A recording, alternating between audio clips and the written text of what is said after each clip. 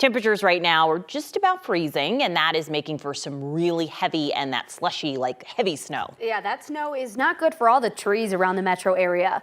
9 News reporter Evan Krugel continues our team coverage now. He joins us live in Golden after talking to the experts on trees. And Evan, it seems small, but it can make such a big difference. Yeah, Lauren, they are expecting some widespread damage tonight, but they say there are some things you can do. We'll get to that in just a minute.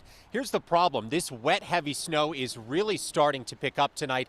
And in addition to things like pine trees where the snow can really weigh them down, a lot of trees still haven't lost the majority of their leaves yet. So that certainly could be a problem tonight. But as you mentioned, there are some small steps you can take to help out tonight. On a day when many chose to work from home, some bundled up and ventured out for one last round of tree pruning as the flakes began to fly. Yeah, it's always crazy. We love the crazy weather, and so it keeps us busy and keeps us on our toes. David Boswell says his crews will shift to emergency mode tomorrow, with spring-like snow arriving before leaves have said goodbye to fall. We're going to have wet, heavy snow, and we're all going to feel it when we're shoveling our driveways, but the trees are really going to feel it as it gathers and collects in the canopy of the tree. Those trees are holding their leaves, and if you haven't had your trees pruned this year, you're definitely going to get a lot of snow in that canopy.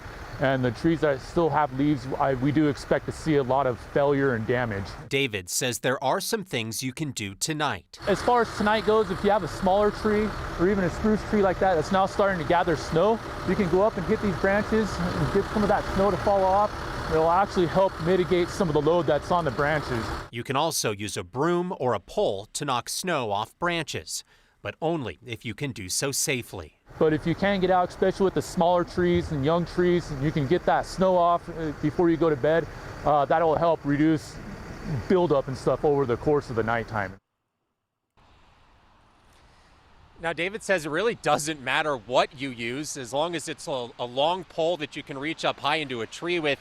He says a broom, a shovel, anything like that, or Steve Stager likes to use a hockey stick. I've got a light pole that I always keep in my car, so the idea, just get up as high as you can and safely knock down that snow. He says you can get up pretty high on some of those younger trees and shorter trees, clear that snow off. He says that can do wonders if you're able to get it off tonight and stop the amount that's piling up tomorrow before those branches potentially begin to break.